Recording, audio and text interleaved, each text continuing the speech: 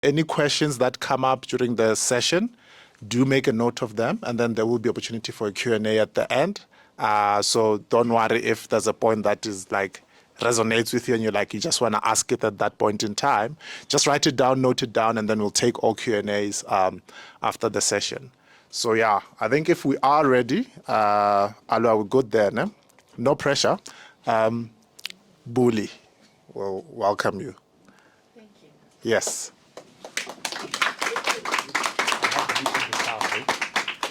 Hey. Good morning, everyone. Morning. So as introduced, my name is Buli Ndlovu. I'm the Executive Head of Marketing for Retail and Business Banking at Nedbank. But more than that, I am a wife to an insanely gorgeous man. Insanely gorgeous. I'm also a mom to an incredibly fearless 4-year-old boy who's currently obsessed with dinosaurs. But I'm also a multi-award-winning, multi-talented marketeer who is really intentional about using the platforms that I have and through the story that I've lived to share the knowledge that I have gained throughout my experience in order to inspire people to show up as the best versions of themselves. Which is why I would never turn down, the opportunity to speak about a topic that I'm incredibly passionate about within the discipline of marketing, which is really around, building long-term brands, mastering long-term brand building, as well as short-term sales or performance marketing. I'm so happy there's so many digital people in the house because that's oftentimes where the performance marketing sits. But how I have termed this is where the magic lies is really in the power of the and. It's really not about the either or. Oftentimes the tension is, oh, you have to build brand, or, oh, you have to be, driving short-term sales. But actually, I truly believe that the magic and the power lies right in the middle when you put the two together. And I've called this the power of the and. And so that's what I'm going to be talking about today. How might we balance long-term brand building as well as driving sales? And I mean, this is an age-old tension point that I've had to face, knowingly or unknowingly, throughout my entire career. There were times when I was very aware of it and it was quite glaring. And there were instances when you're kind of just like, oh, this is a job to be done. You kind of keep it moving. But it's constantly been a balancing act and a seesaw within my career. And perhaps a good place to start as we get into it is a classical marketing funnel, right? We all know the marketing funnel. And usually what we see is top of funnel activities are restricted for brand, right? Awareness, consideration, it's all the brand stuff, right? Whereas bottom of the funnel, when you start talking around, purchase, usage, loyalty, that's more the sales stuff and that's where performance sits. So already when you start out in marketing and the first thing that you come across, which is the funnel, there's already that distinct separation to say top of funnel, brand, bottom of funnel, sales or performance. And I do think, as I'm saying, the magic for me really lies in the middle. I'm going to start out with a bit of theory, right? Because I have to give you guys some kind of serious content and textbook stuff so you can say you learned something, right? So maybe let's have a look at just the ingredients of these two elements, right? What makes up these two elements? So starting with the brand building initiatives. These initiatives are usually long-term, right? These are initiatives that require you to talk to buyers who will only be ready to engage with you 2-3 years from now. It's not today, but you need to start building that space and positioning that space in the minds of your consumers today, even if they only buy from you in 5 years' time. Oftentimes at Nedbank, one of the things that we deal with is we have young people saying, oh, they love the brand. They love the brand and they want to be a part of it. But not today, not tomorrow, not even next week, Tuesday, but maybe in 10 years' time when I'm earning good money, right? But the job for me to do today is to ensure that I occupy a certain space in their mind so that in 10 years' time, when they have that capital and they feel like they have arrived and they are a high net worth individual, they can then come in and join the brand. But I need to start that job today. So it's really about that long-term view.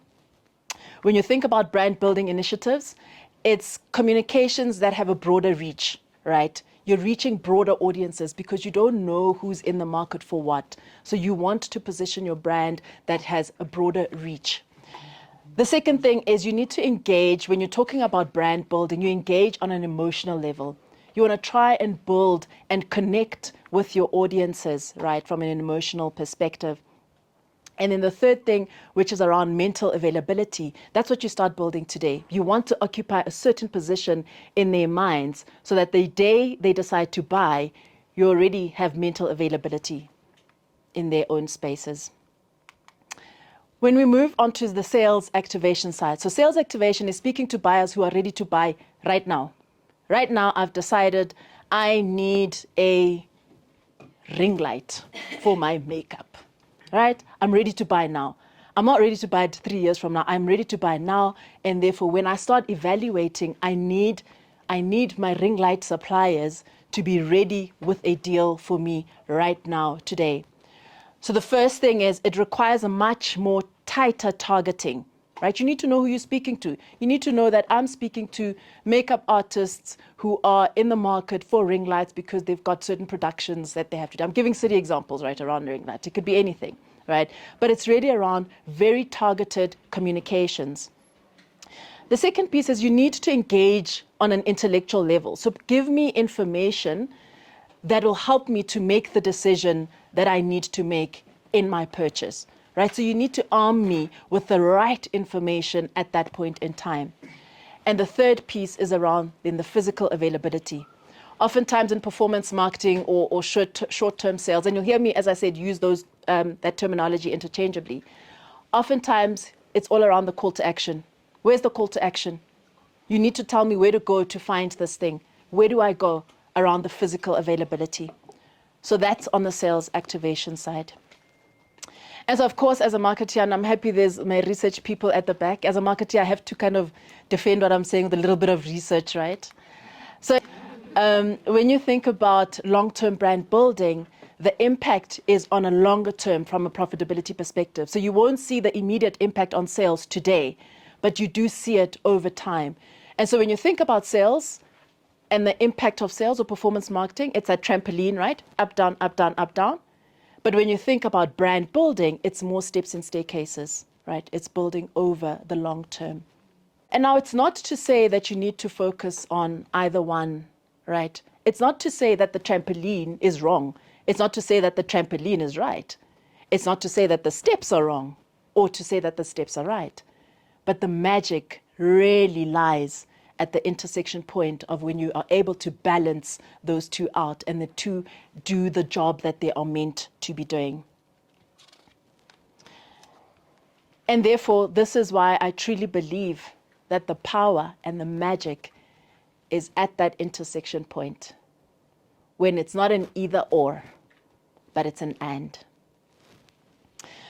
So if you'll please indulge me and allow me to take you on a quick tour through my career, where I want to showcase how this tension point has shown up for me in the different roles that I've held throughout my career, and why I truly believe that, you know, the power is really in the and. And I'll showcase, what I'll do is I'll tell you my career story, but in between that, I'm going to weave in some theoretical backings, right? Because again, I must give you something meaty. So what we're going to do right here is go back, way back into time. I'm so glad the 80s kids are in here, right? Because y'all should be going, nah, baby, nah, baby, nah, baby. Hey? Oh, no, my age ain't no secret, darling. It ain't no secret. So we're going to go back to my high school days, back to grade 11. When I was in high school, all I ever wanted to become was a lawyer. Lerato, shout out to you. All I ever wanted to become was a lawyer. I'd literally watch all the legal series, Ellie McBeal, The Practice. Okay, Sbongile, she's a 2000, so she won't know Ellie McBeal and The Practice. In her world, it's Suits, How to Get it. Yeah, you're with me. Yeah, thank you, Zananda, you're on board now with me. In your world, it's Suits and How to Get Away with Murder. I absolutely loved the law, right? And I was intentional that I was going to go to court wearing my cute little suit and cute little heels, and I was going to stand in front of the judge and say, Your Honor, I object. My path was set, right? It was absolutely set, or so I thought. And so when I got to grade 11 and it was time for us to put in the applications, I remember my dad sitting me down and saying, you know, my girl, I know you've been talking about this law thing and that's all you've ever wanted to do, but, you know, lawyers in this country, it's not a lot of them who actually get to make it and who actually get to stand in front of the judge and say, Your Honor, I object. A lot of them are sitting somewhere in some dark little corner. No offense, Rat, I know it's not you. Sitting in some dark little corner, filing away papers and archiving, right? So let's do something that is commerce related, and then you can always go back and do your law thing, right? Bored, kesana. So anyway, we are flipping through the prospectus. I see this marketing thing. It looks remotely interesting. I was like, okay, let's go with marketing. And that's what I chose. Fortunately for me, I fell head over heels in love with the art, the science, the entire discipline of the marketing function. And I suppose the rest is history, as they say. But my marketing career started long before I even graduated. Because whilst I was studying, over the weekends, I would be a promoter for Guinness UDV, right? Doing in-store promotions. Some people can relate, no? Yes. Doing promotions for Guinness UDV. And then, of course, you also graduate in these things. There's levels, right? I started in a macro with, you know, then there's levels. Then I became a promoter for JNB and Smirnoff, and where we got to do customer engagements, not promotions, customer engagements, all right? And so oftentimes, you know, when budgets are in flux, it's natural for organizations to focus on things that have an immediate impact on the revenue, like driving sales.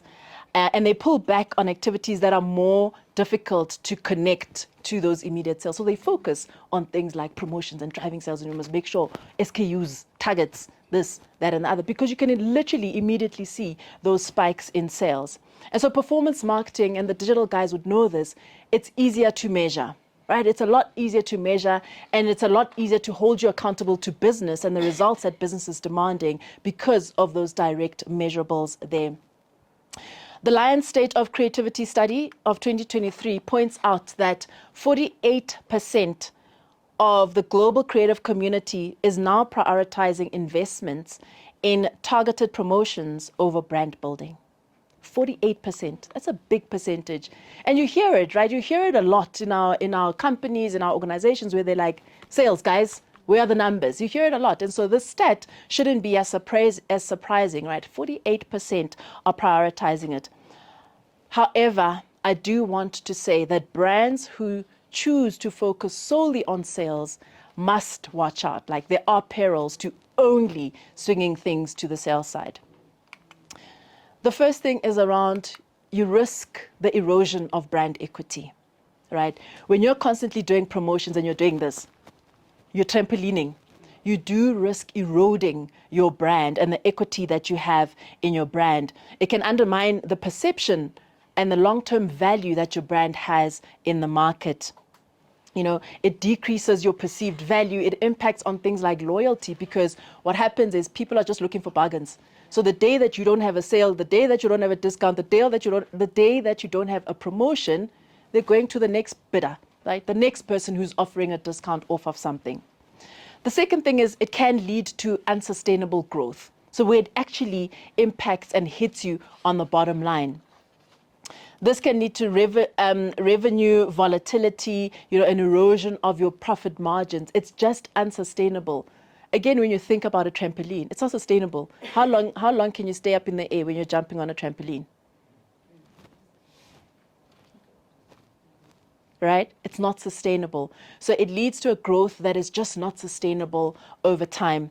And then the third thing is really it can lead to a lack of innovation as well as a lack of long-term vision, right? So you have this strategic myopia, you're missing opportunities. So instead of looking at the long term and what might this brand become in the long term, you're so focused in the here and now that you're not seeing actually broader what's happening in the next 5 years. How might I impact this 20-year-old today, but impact him in 5 years' time, right? You miss those because you're constantly, he must buy now, he must get airtime today, he must get 30 rands today, right? As opposed to saying, actually, how might I grow the lifetime value of this customer over time?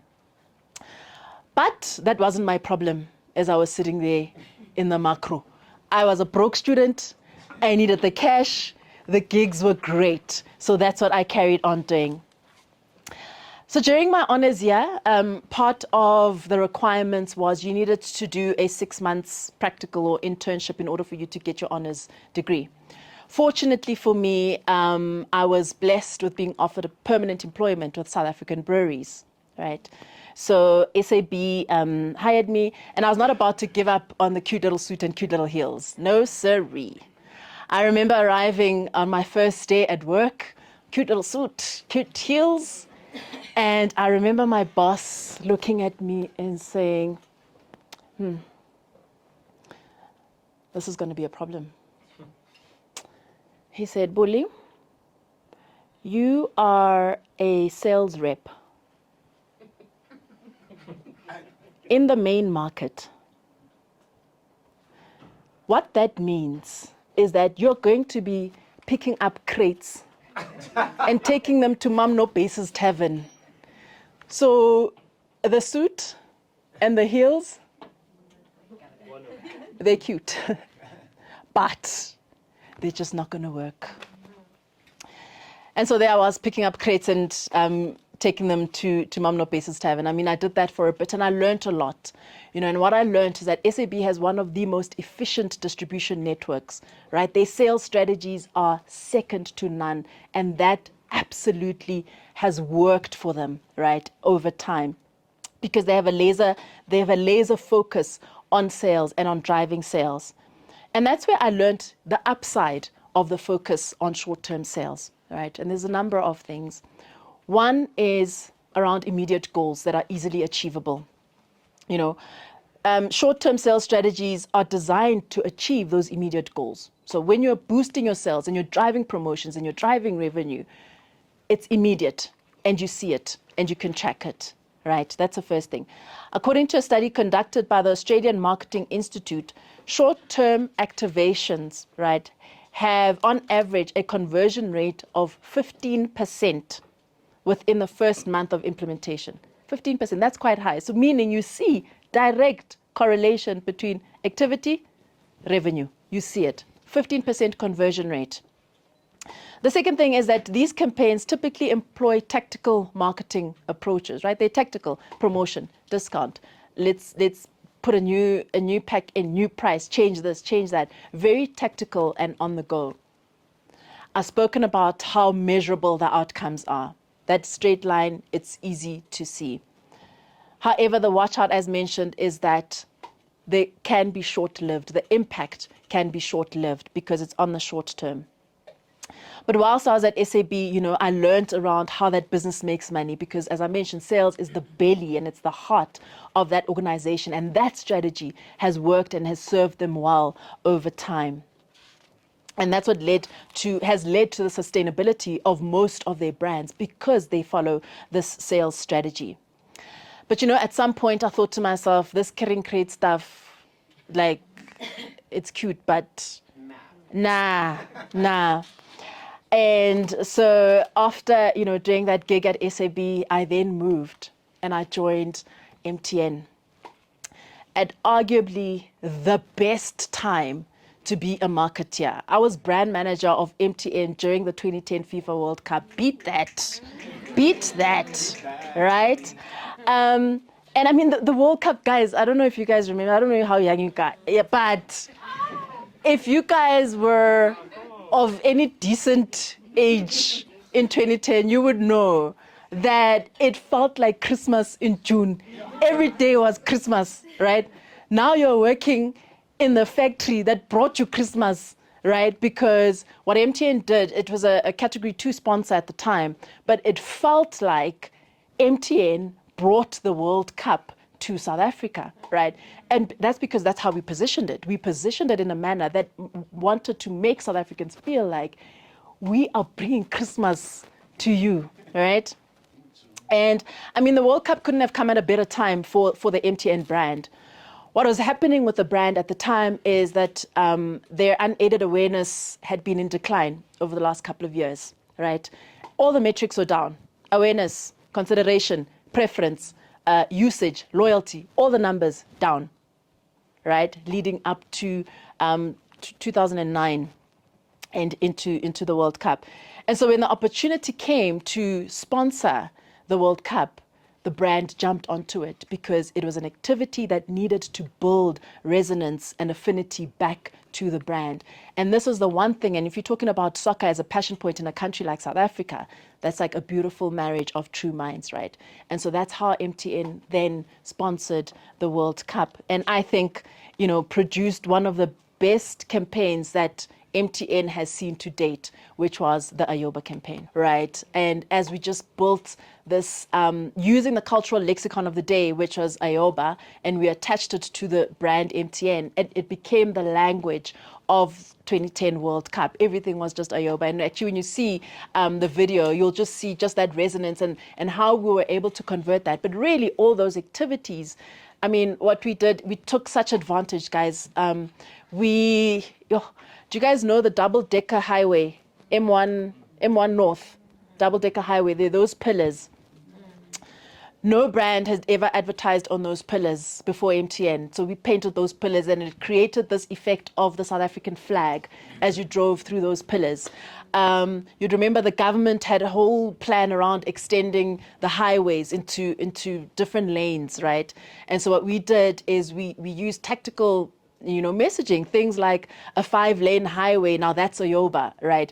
And we were really just attaching Ayoba-ness to everything that was good, that was great, that was cool, i.e. that was MTN, and attaching it to everything else that you were experiencing, but also more so what it did for the country, right? What it did for the nation, like as a whole entire community. And so if performance marketing concerns itself with short-term results, brand marketing is really about the long game. It's really about the long game. It's more than just crafting of images and messaging, but it's really about building trust and those meaningful connections that you build with your clients. So the Australian Marketing Research Council mentions that 60% of consumers are more likely to choose brands, products, or services from brands that they recognize and trust. Think about yourself when you choose brands. And there's certain categories, of course. Some categories, I mean, I don't know about you, but I don't really care. Wait. Yeah, no, I had to think about that, right? And that's the power of brand, right? I had to think about that because I'm just, that one, hey, but it does depend on the category. But 60% of consumers will choose brands that they trust, that they recognize, that have built something, whether knowingly or unknowingly. Think about yourself, right? When you choose I don't know, what are you guys passionate about? Soccer. You better say the right team, my brother. Better say the right team. Oh, is it touch and go? Touch and go, it's yellow, that's the problem. I'm not recognizing you. I am blue ticking you right now. Okay, let's go back. We're going to go back to the MTN case study. But as I mentioned, this didn't start, the activity for building the Ayoba campaign didn't start in 2010. It didn't start when the World Cup had arrived. We actually started marketing, I think, from the back end of 2008. We started building this thing. Back end of 2008, 2009, building up. Then 2010 came and it just blew up. I then moved into the MTN brand. It was greatest time to be alive. We brought Christmas in June, and we got to work on the most fabulous campaign to date that I think is the best campaign that MTN has ever produced, building the brand, right? It was focused solely on building the brand. Yes, we got a few sales here and there, but the sales actually, when we could ride on that wave, was way after you'd built the connection, after you'd said to South Africans, we've brought you this thing that taps into your passion point, and it's us who brought it to you. Only then we can start selling to you afterwards. But the big focus was really around building the brand. And as I mentioned, this research that was done from the Australian Association and the Council is that 60% of consumers are most likely to buy from a brand that they recognize, that they trust, that has built that resonance and that affinity with them over time. Long-term brand strategies, they focus on building the sustainability of a brand over time. It's not about the short term. They want to build it over an extended period. Long-term brand building strategies emphasize on consistency. You have to be consistent. You have to say the same thing over and over and over and over again. And what happens when you're consistent is that you inevitably build trust and loyalty. When something shows up to you in the same way, you learn to trust it. I was in Singapore, I think last year, and I went to a Nando's. I went into the Nando's and it felt like I was right at home. From the signage at the door, to how the waiters are dressed like, to the decor inside, because it was consistent regardless of the location. So consistency over time builds trust and it builds loyalty. And of course, it also builds equity of the brand. I mean, the MTN brand has sustained itself over the last 30 years. I think it's their 30th year together with Vodacom this year. So 30 years, so it builds that equity and it buys you some equity in the market over time. But a watch out for brands is not to swing the pendulum too far, right? Doing brand building is great. It's fantastic. You can imagine the sales guys here were just like, we have no work to do, right? So you need to be mindful of swinging the pendulum too far, right? Because you risk then neglecting the immediate needs of business, which is driving revenue. Right? It's easy to then get caught up in, we're building emotions, we're building connections, right? But what does that mean for the bottom line? So you're neglecting those immediate needs. Then there's an inability to prove ROI, right? For example, do you guys remember in 2011, I think it was, when it snowed in Joburg? Yeah? By then, can I tell you, I had left here because World Cup, what am I going to do still there? I left. But in 2011, when it snowed in Johannesburg, I was at Castle Light, and the whole thing is around extra cold refreshment.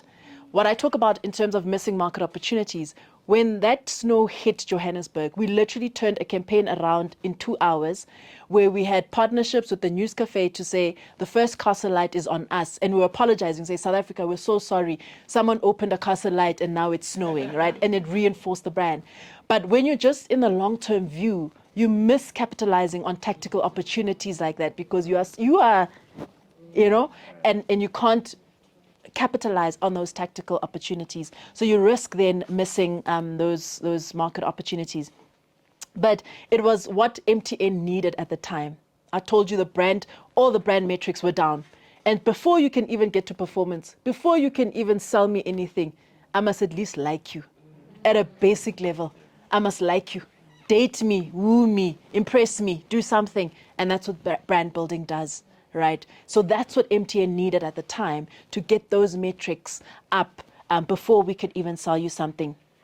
And so as I mentioned, after you work on MTN Ayoba and the FIFA 10 World Cup, there's going to be nothing bigger that you're going to do. And so I left. And I went back to SAB, but this time I was at head office. I wasn't going to my base. I was at head office, and I got to work on the Castle Light brand. Now, when I joined Castle Light, SAB was going through a very interesting time with Castle Light particularly. So as I joined, Amstel was previously their premium class green bottle. It was their cash cow. Like, they made so much money from Amstel, right? But as I joined, it wasn't because of me. But as I joined, the license to brew Amstel was revoked back to its home, to Heineken, right? So their number one flagship in terms of the premium class green bottles is gone. All they're left with is Casa Light. Now you must understand what the perceptions in the market were around Casa Light. It was a weak beer for weak men, right? And now there's pressure on the business to say, we've lost our cash cow. How are we going to turn this thing around? And so there were two jobs to be done. The first was around building affinity to the brand and building resonance with the brand. Do what Amstel did, basically, from a brand perspective. Get it to be a brand that people want to badge with, right? Badging is when I am seen with an iPhone and I want people to know it's an iPhone, it's badging. If I'm seen with a black card from a bank, that's badging, right? So we wanted to get the brand to resonate and have affinity with a new audience set that would take the brand and badge with it. But the second, equally as important job to be done, and this was unequivocal, we were meant to sell, sell, sell. It wasn't about either or. It was, we want to do both, right? And so that was the job at hand. And so we started with a powerful human truth and a consumer insight, which led us to developing the Feel the Beat of Sub-Zero experience, right? Which is really about tapping into a passion point that allowed us to reposition the brand within a new audience set, a younger audience set that had a passion point for hip-hop music. And so we developed this property, Feel the Beat of Sub-Zero. And over the next couple of years, we got to bring out international superstars, guys. Got to bring out Drake, got to bring out Kanye West in building this platform and in building this property. And what the Feel the Beat of Sub-Zero experience helped us do was create a platform where we could clearly articulate the value proposition of the brand, right? And bring it to life, this notion of extra cold refreshment, and drive this re-evaluation of the brand. But it didn't stop there. So it wasn't just about bringing Drake or bringing Kanye. There was a very strong sales element that was front and center and intricately linked to this. So in order for you to access this experience, guess what? You had to buy the product, right? So we're going to build the brand, borrow some association from people who are cool because you're trying to be cool. You borrow that brand association, but you must also sell. So the only way that you can access this experience that really resonates with you is if you buy the product. And so that was your gateway. Getting the product was your gateway and your entry into this brand. And it ultimately led to trial and ultimately led to usage of the brand. In 2011, you asked, we listened. Casa Light brought you Feel the Beats of Sub-Zero, And Drake is coming to Joburg. featuring international hip-hop sensation Drake live in Joburg. We created a memorable music experience where we unleashed our extra cold vibe. That's incredible. It's snowing in there. I've never seen anything like it. We smashed world records and we refreshed the sound barrier. This summer, get ready for the ultimate music experience. An experience like no other. Get ready to liberate your mind and energize your soul. Get ready for the biggest international hip-hop sensation to land on South African shores. Get ready for Feel the Beats of Sub-Zero 2013. Don't miss out.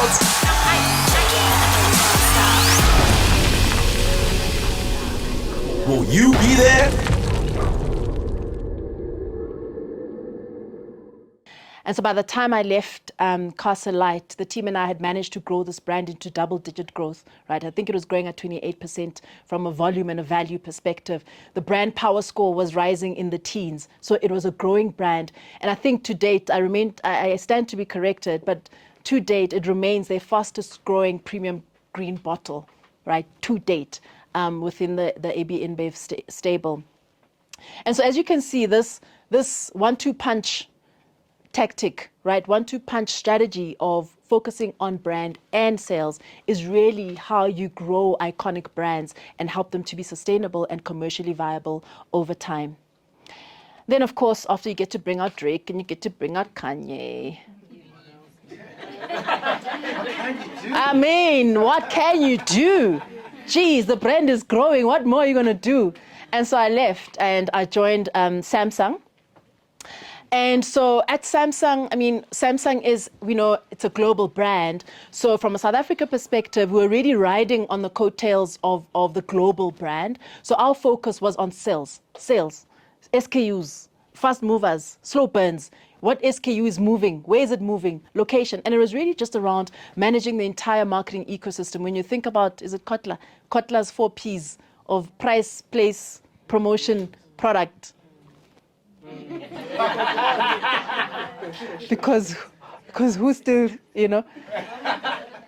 But when you think about, it was just managing that entire ecosystem from a Samsung perspective. And I did that for about 2.5 years. And I then left and I joined Nedbank, which is where I am now.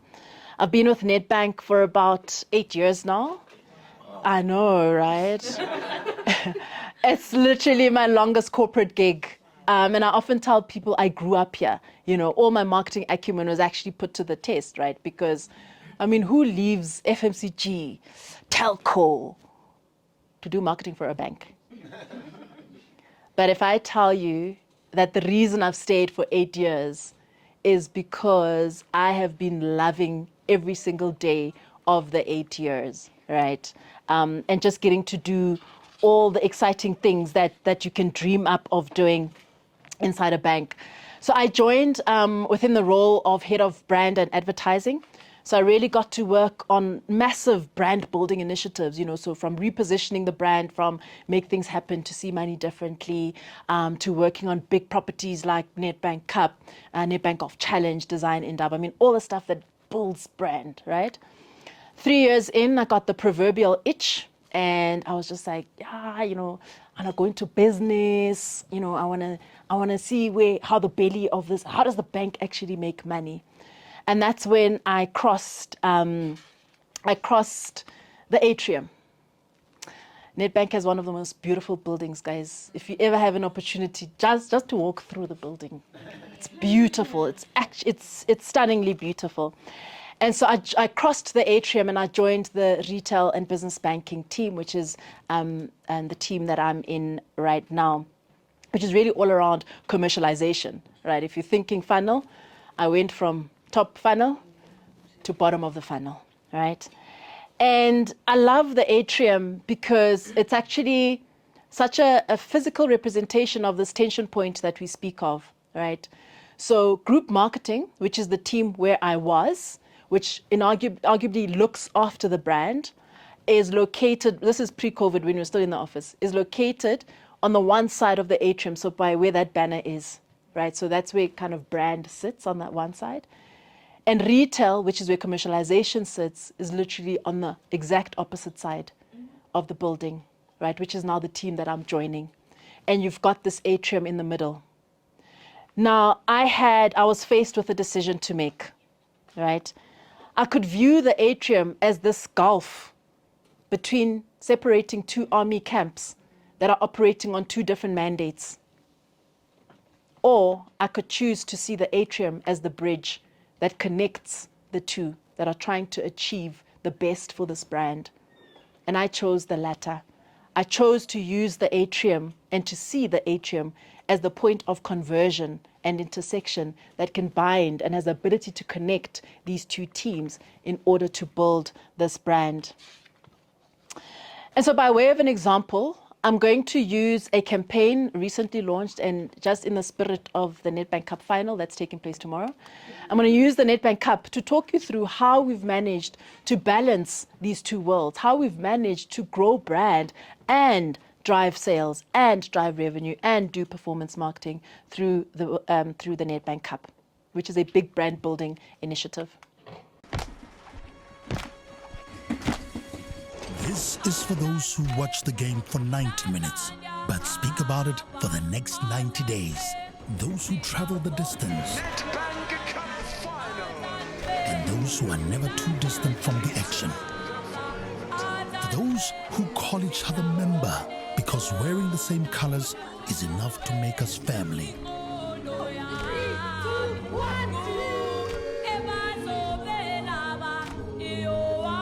For the dreamers, and those who share their dreams. This is for those who show the ball new moves and those who dedicated their lives to dancing with it. And for those who give a new meaning to home ground advantage. This is for those who make football their business, because they made their business out of football. This is for those who are next in line and those who make the starting lineup.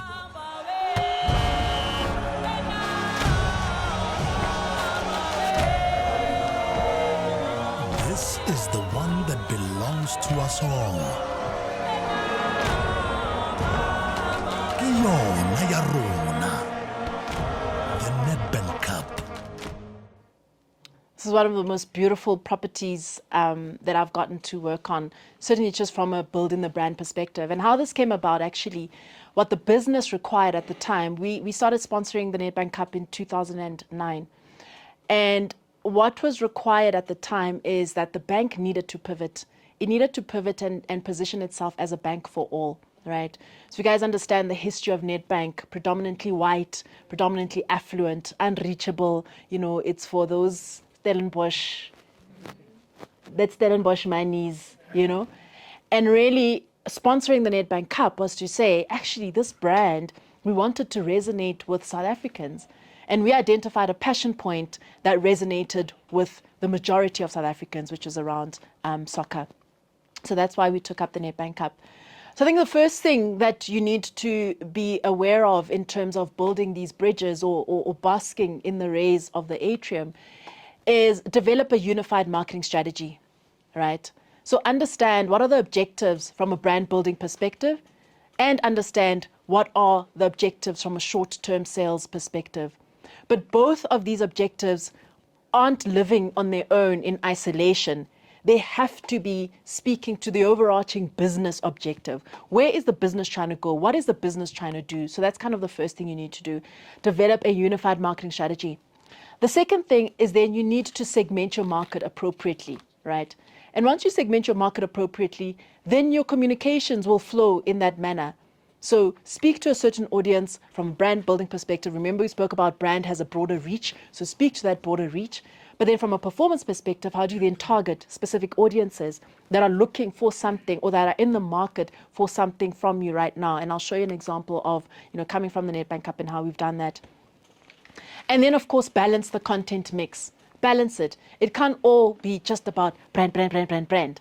But how do you then introduce those promotions, those discounts within that entire mix of brand building initiatives? I'm going to show you an example of how we then took the brand ad from a Nedbank Cup perspective and converted it into a short-term sales or performance marketing drive.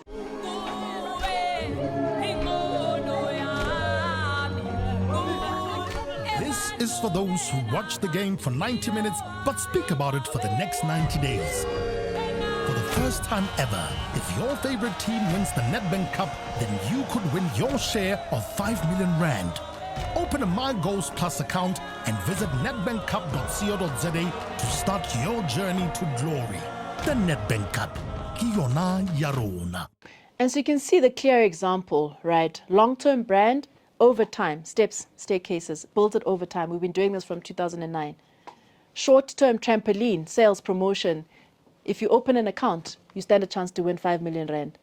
I can't do that all the time. I can't sustain it. But when I do it, I can tell you now, I see the spikes in my numbers. I see the spikes in the account openings. But both have to live together, right? And you have to balance that content mix. The fourth thing that you have to do is, of course, use data and analytics so that you're able to gather your data and you're able to then optimize your campaigns. As you gather the data, as you gather your analytics, you're able to change and shift and move and be agile so that you can continue being relevant in the market. You need to optimize your budget allocation. Oftentimes we hear this tension around, whose budget is it? I'm not paying for that. Is that a brand thing? I'm not paying. Or performance, no, it's not my, is there a product? Who's product marketing? There's a product marketing. Product not paying, right? We often hear that. But actually, the magic is how might we leverage both of these budgets, right? How might we leverage both of these budgets to make sure that the one is feeding off of the other, right? In some instances, you need to allocate a little bit more to the brand side. In some instances, you need to allocate a little bit more to driving product. It all depends on the objective and what it is that the business is trying to do at that point in time. But if you view the budget as an army camp of, my army camp with my 2 rands, I'm not going to do a brand thing. Darling, woo me, you know?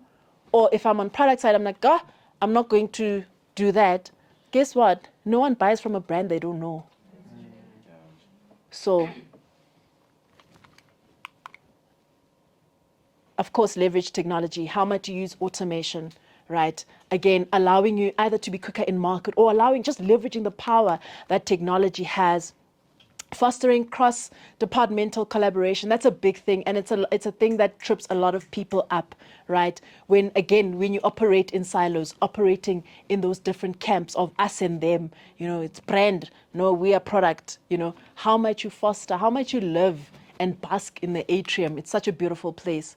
And of course, your consistency in messaging. What you say at brand level is what you must say at short-term sales level, and vice versa. One can't be saying one thing, the one can't be saying another thing where it looks like you're not coming from the same hymn sheet or singing from the same hymn sheet. And so as I close, I really wanted to pose a question to you to say, of all of these campaigns that I've shared with you throughout my history, which of these were short-term sales drives or initiatives? And which of these were long-term initiatives? And perhaps before you answer, I really want to challenge you that, when marketers think of this question as an either or, we really risk setting ourselves up for failure. It really is a risk that we undertake. And it impacts on profitability over the long term when you choose to focus on either or.